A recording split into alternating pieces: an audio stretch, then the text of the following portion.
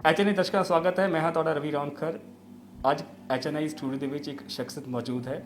ਇਹ ਹਨ ਕਰਤਾਰਪੁਰ ਦੇ ਗੁਰਕੁਲ ਦੇ ਪ੍ਰਿੰਸੀਪਲ ਡਾਕਟਰ ਉਦਿਨ ਆਰਿਆ। ਡਾਕਟਰ ਉਦਿਨ, ਤੁਹਾਡਾ ਬਹੁਤ ਬਹੁਤ ਸਵਾਗਤ ਹੈ।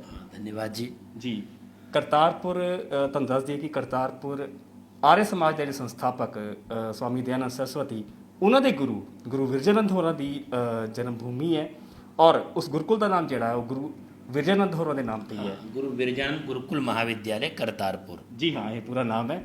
और ਜਿਵੇਂ ਕਿ ਡਾਕਟਰ ਉਦਿਨ ਆਰਿਆ ਸੰਸਕ੍ਰਿਤ ਦੇ ਸਕਾਲਰ ਹਨ ਔਰ ਪੰਜਾਬ ਯੂਨੀਵਰਸਿਟੀ ਚੰਡੀਗੜ੍ਹ ਤੋਂ ਪਾਸ ਆਊਟ ਤੋਂ ਬਾਅਦ ਇੱਥੇ ਉਹ ਪਿਛਲੇ 6 ਸਾਲਾਂ ਤੋਂ ਸੇਵਾ ਨਿਭਾ ਰਹੇ ਹਨ।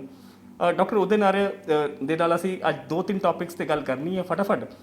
ਡਾਕਟਰ ਉਦਿਨ, ਪਹਿਲਾਂ ਕਿਹੜਾ ਟੌਪਿਕ ਲਈਏ, ਰਾਮ ਮੰਦਿਰ ਲਈਏ ਜਾਂ ਫਿਰ शिक्षा नीति? कल का ही विषय है, राम मंदिर का विषय सही रहेगा वर्तमान में। और मैं सभी राम भक्तों को, हम सब लोग भगवान श्री राम के वंशज हैं, वो हमारे पूर्वज हैं, हमारे महापुरुष हैं और उनकी जन्मभूमि पर श्री राम मंदिर का एक भव्य शिलान्यास माननीय देश के प्रधानमंत्री श्री ने किया है। तो उसकी सर्वप्रथम तो पूरे देशवासियों को हार्दिक बधाई, बहुत शुभकामनाएं। ये बड़ा अच्छा एक गौरव का पल है, प्रत्येक भारतीय के लिए गौरव का पल मैं मानता हूँ मैं। परंतु मैं केवल मात्र राम मंदिर बन रहा है इतने मात्र से हमारा राम राज्य स्थापित होने वाला नहीं है। नहीं, लेकिन सिंबल के तौर पर अगर देखा जाए, क्योंकि 500 सालों से ये लड़ाई चल रही थी और खासकर अगर देखा जाए पिछले 150 सालों से या फिर 90 के बाद, तो ये आप समझ लीजिए कि जो ध्रुवीकरण हुआ भारत के जो समाज का, उसमें तो आपको लगता नहीं कि ये एक अहम मुद्दा बन गया था कि राम मंदिर बनना चाहिए? वो सच्चाई, वो उसमें कोई भी संदेह नहीं है। प्रत्येक मानस, भारतीय मानस, हर भारतीय इस विषय को लेकर के गौरवान्वित है और वास्तव में गौरव की अनुभूति होनी भी चाहिए। हमारे महापुरुष हैं, हमारे पूर्वज हैं और वो हमारी संस्कृति के मुख्य प्राण हैं। महर्षि दयानंद जी ने 2 महापुरुषों के बारे में बात कही है, एक भगवान श्री कृष्ण और भगवान श्री राम। वो लिखते हैं यदि इन 2 महापुरुषों को भारतीय संस्कृति से निकाल दिया जाए तो हमारी संस्कृति के पास कुछ बचा ही नहीं है। तो 2 अमूल्य रत्न तो हैं, उसमें कोई संदेह नहीं है। परंतु मैं जो बात कहा करता हूँ, राम राज्य की तरफ हम आगे कैसे बढ़ेंगे, अगला स्टेप है कि राम राज्य की तरफ आगे कैसे बढ़ेंगे। तो उसमें मैंने बहुत सारे विषयों को विचार किया है और मैं आपके माध्यम से वो सुझाव, वो परामर्श सरकार को भी और जो दर्शक गण हैं हमारे, जो राम के अनुयायी हैं, हम राम के फॉलोवर्स हैं, भगवान श्री राम के फॉलोवर्स हैं, उनकी मान्यताओं को मानते हैं, उन सिद्धांतों को मानते हैं। तो सबसे पहला जो मेरा प्रश्न है, आप भी शायद समझते हैं प्रश्नों को।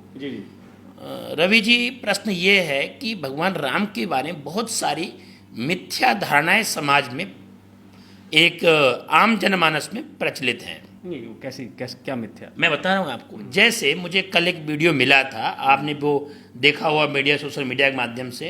उसमें एक स्त्री कहती है, लड़की कहती है, मुझे ऐसा पति नहीं चाहिए जिसने धोबी के कहने पर अपनी पत्नी को छोड़ दिया। अब ये जो मिथ्या धारणा है। दूसरी बात, मुझे ऐसा पति नहीं चाहिए जिसने अपनी पत्नी की अग्नि परीक्षा ली हो। ये हमेशा ये प्रश्न रहता है। हाँ, नहीं, मैं जो विषय बता रहा हूँ वही विषय है। कदाचित वहाँ के न्यास के, राम जन्मभूमि न्यास के अधिकारियों के ध्यान में ये विषय होंगे, पर मैं भी ये कहना चाहता हूँ कि इस प्रकार के जो मिथ्या प्रचार जिन विषयों पर, जिन प्रसंगों पर कर दिया गया, उन प्रसंगों के बारे में विस्तृत जानकारी, सटीक उनका आंसर, सही विश्लेषण वहाँ के आने वाले समय में जब वहाँ दर्शक पहुँचे तो उनको वीडियो के माध्यम से, शिलालेखों के माध्यम से, पत्र पत्रिकाओं के माध्यम से वो दिखाई देना चाहिए, जिससे कि आने वाले समय में जो युवक है, जो विज्ञान के आधार पर सोचता है, जिसकी तर्क शक्ति है, जो एक प्रश्न पैदा कर रहा है, उसको भी एक सटीक उत्तर वहाँ से प्राप्त हो। क्योंकि हम राम जन्मभूमि में कोई बात लिखेंगे, कोई बात दिखाएंगे, वो एक प्रमाणिक बात होगी। कई युवक प्रश्न पूछते हैं, भैया ये हनुमान जी की बंदर थे, कौन थे भैया? हनुमान जी पूंछ थी नहीं थी? अगर पूंछ थी तो आज के हनुमान में पूंछ क्यों नहीं हो रही भैया? ऐसे अनेकों प्रसंग हैं जो बहुत विकृत रूप में, बिगड़े स्वरूप में पूरे समाज में स्थापित कर दिए गए। हाँ, चाहे वो विरोधी गण हो राम के, उन्होंने किए हों, चाहे हमारे धर्माचार्यगण उनका उत्तर नहीं दे पाए हों, ये हमारी गलतियां हैं। नहीं, लेकिन कहा जाता है कि उस वक्त के समाज में जब श्री राम ने सीता को वनवास पे भेजा, तो उस वक्त उनके पास 2-3 ही रास्ते थे। मतलब उस वक्त जनता कह रही थी, तो जनता की भावनाओं को देखते हुए कहा, मतलब मर्यादा पुरुषोत्तम तभी तो कहा गया उन्हें। नहीं, वो सब सहमत हूँ, मैंने जो आपकी बात से पूरा सहमत हूँ। मेरा प्रश्न ये है, ऐसे अनेकों जो मिथ्या धारणाएं हैं, उनको नलीफाई नहीं किया जा रहा। हाँ बिल्कुल, एक उसमें विज्ञान के आधार पर, साहित्य के आधार पर और अनेक प्रसंगों के आधार पर यथार्थ क्या है। लेकिन इसमें विद्वान लोग जो कहेंगे, जो कि श्री राम को मानते हैं, वो तो कहेंगे भैया अगर आपकी जानकारी नहीं है तो ये तो आपकी अज्ञानता है। नहीं, ऐसा नहीं, गलत बात है। ये प्रत्येक धर्माचार्य कर्तव्य है जो राम की कथा करते हैं, भगवान श्री राम गुणगान करते हैं, इन प्रकार के प्रसंगों का उत्तर दें। तो सच्चाई ये है कि हमारे धर्माचार्यों को भी इसका प्रश्न का उत्तर पता ही नहीं है। वो खुद कहते हैं अग्नि परीक्षा होती है, तो अग्नि परीक्षा का अर्थ क्या हुआ? जी। क्या सीता को अग्नि में डाल दिया गया क्या? तो माँ सीता के बारे में इस प्रकार की कल्पनाएं जब करते हैं, इस प्रकार के प्रसंग समाज में व्याप्त होते हैं, तो उससे एक समाज का युवा वर्ग है, जो भी वर्ग है जिसकी अपनी शक्ति नहीं, जिसका बारे में विचार नहीं है, वो एक विशेष महापुरुष के प्रति नकारात्मक चिंतन पैदा करता है। मुझे नहीं बनना राम, मुझे नहीं बनना ऐसी माँ सीता, इसने अपने पति कहने ऐसे। इसलिए एक तो प्रसंग ये मेरा रहेगा सुझाव रवि जी, भारत राम जन्मभूमि न्यास के जितने अधिकारी गण हैं, मतलब आपका कहना मतलब अब जो अयोध्या में जाएंगे को, अब श्री राम का भव्य मंदिर तो वहाँ बन रहा है, वो ठीक है। अब आपका कहना मतलब कि जो ऐसी भ्रांतियां, ऐसे मिथक जो हैं, उनके सटीक उत्तर दिए जाएं, उनके जवाब दिए जाएं, विश्लेषण उनका पूरा साहित्य के आधार पर, विज्ञान के आधार पर। यह आपने एक वैज्ञानिक साइंटिफिक की बात कही। जी। मतलब उसमें विज्ञान भी होना चाहिए। राम, अगर हम वानर शब्द को हम लेते हैं, हनुमान वानर थे, उनकी पूंछ थी, तो क्या इसमें विज्ञान क्या? विज्ञान है भी, है कोई हमने कल्पित कर लिया गया? तो ऐसे भगवान राम के बारे में जो भी मिथ्या प्रचार हैं, मिथ्या धारणाएं हैं, मैं चाहता हूं सरकार को और वहाँ की जो कमेटी गण हैं उनको इस पर विशेष ध्यान देना चाहिए, और इस प्रकार के प्रसंगों का समुचित उत्तर जो साहित्य के अंदर है, इतिहास के अंदर है, और जो विज्ञान परक है, विज्ञान के अनुकूल है, ऐसे अनेकों मिथ्या धारणाओं का उत्तर वहाँ देने का प्रयास करना चाहिए। जी हाँ। दूसरी बात, भगवान राम किसके उपासक थे? प्रश्न ये भी है। मैं उन सभी राम भक्तों से ये नम्रता पूर्वक निवेदन करना चाहता हूँ, आज हम सब लोग जो हिंदू जाति है वो बटे हुए क्यों हैं? उन बटे हुए कारण एक पूजा पद्धति भी है, अनेकों पूजा पद्धति, मेरी अपनी अलग है, आपकी अपनी अलग है, पर दोनों राम के अनुयायी हैं। तो अगर हम भगवान राम के अनुयायी हैं तो मैं ये प्रश्न सरलता से कहना चाहता हूँ, राम की पूजा पद्धति को अपनाना। सरल सी बात।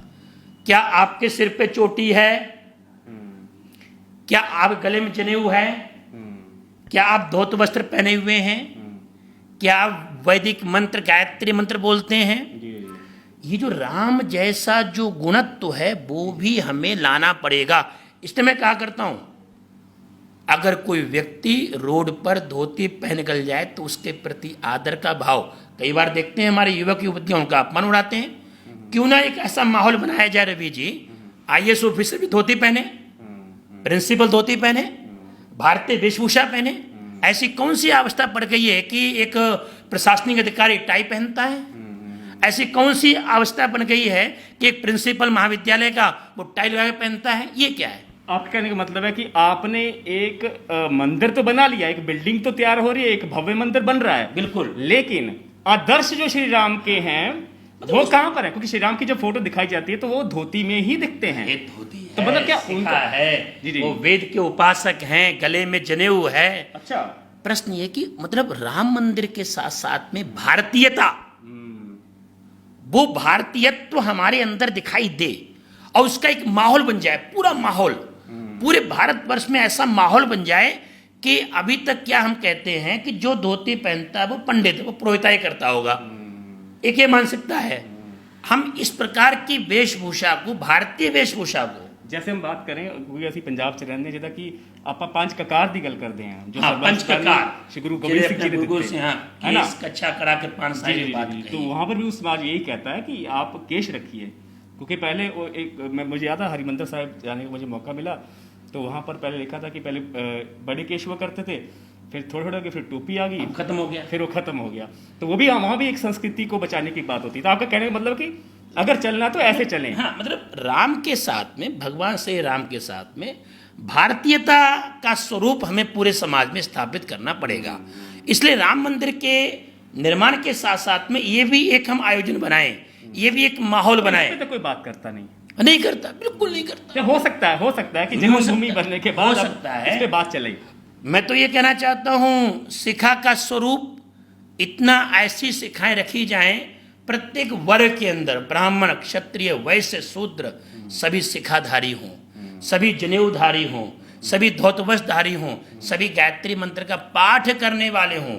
ऐसा जो स्वरूप जब आएगा तो हम सच्चे माने में एक भारतीयता का जो पहचान, जो प्राण भगवान श्री राम हैं, हम उनके कार्यों को बहुत जल्दी से आगे बढ़ाएंगे और फिर मैं कह सकता हूँ राम राज्य स्थापित होगा।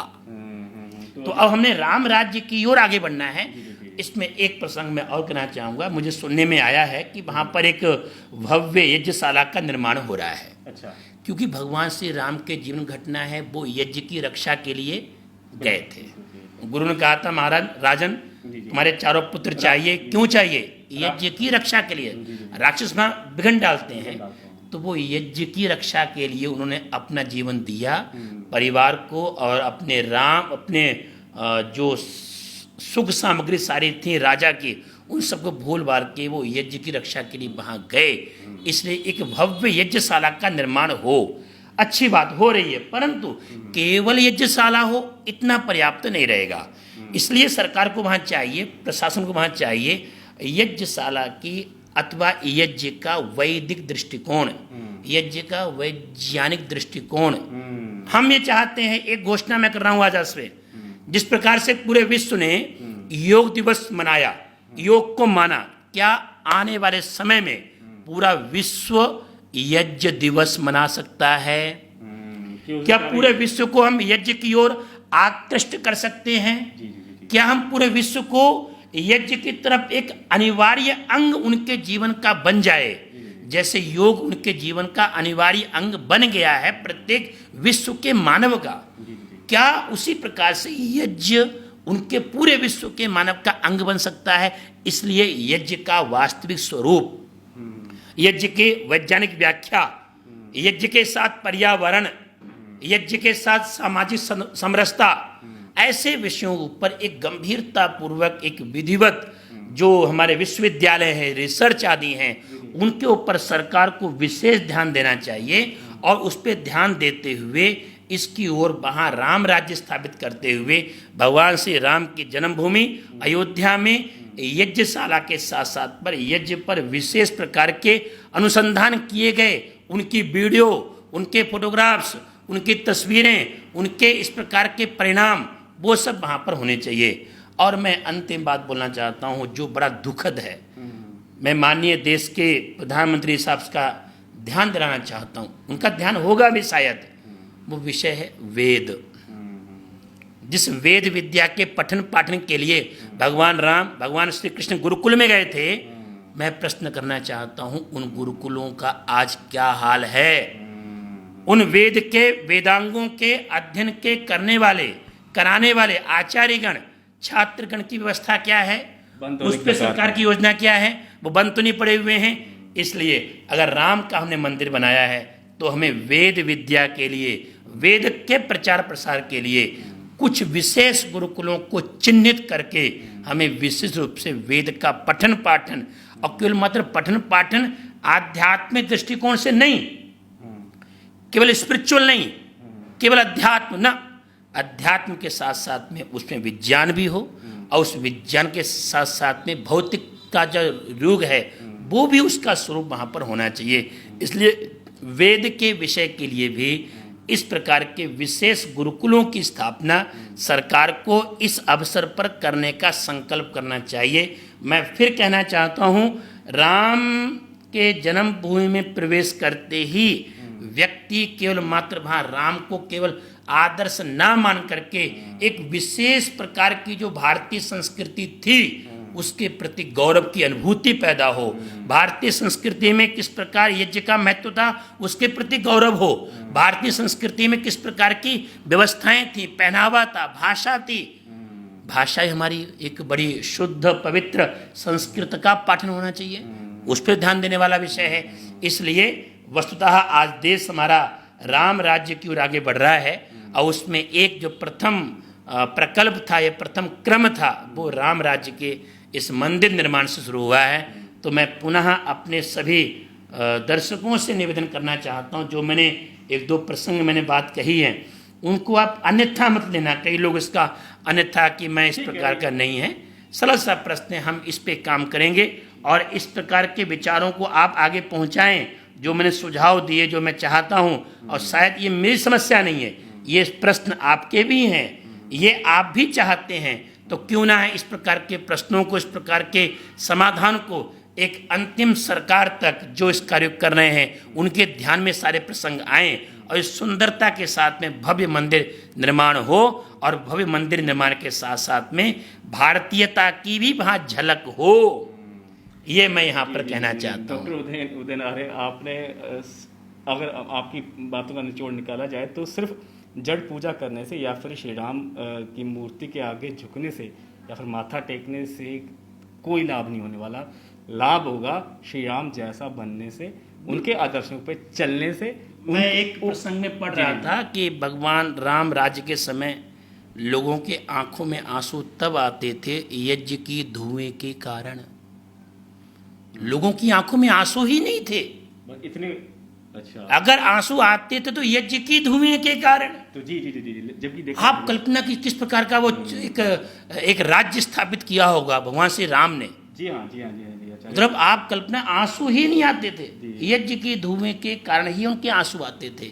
ऐसा वाल्मीकि रामायण में अनेकों जगह प्रसंग मिलते हैं हमारे लिए। हाँ जी आचार्य, आप हमारे ऑफिस में आए और आपने समय दिया और हमें महत्व बताया कि असल में राम राज्य स्थापित करने की ओर आपको जाना चाहिए।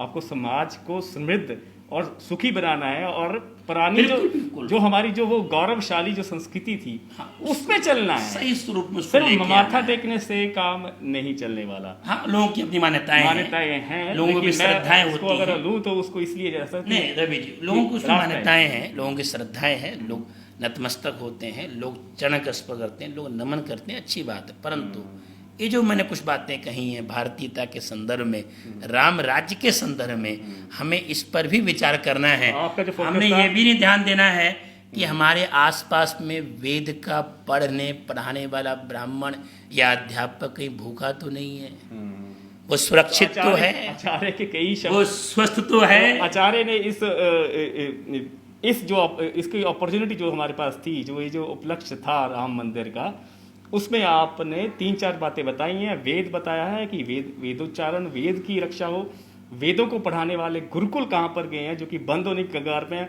और डॉक्टर उदयन आर्य का जो गुरुकुल है उसके भी हालात बहुत अच्छे नहीं हैं।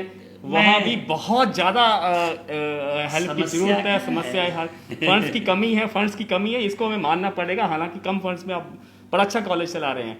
उसके बाद ये है कि शिक्षा की आपने बात की, वेशभूषा की आपने बात कही, तो आपने आपने बता दिया कि राम राज्य तो बनना है, लेकिन राम राज्य में वेशभूषा संस्कृति कैसी हो उस पर भी ध्यान देने की बिल्कुल बहुत ध्यान देने की आवश्यकता है। हाँ, तो ये था HNI का स्पेशल प्रोग्राम। डॉक्टर उदयन आर्य हमारे पास आए, आपका बहुत बहुत धन्यवाद। और डॉक्टर उदयन, हम चाहते हैं कि आप दोबारा फिर से आए, शिक्षा नीति पे हम फिर बात करेंगे।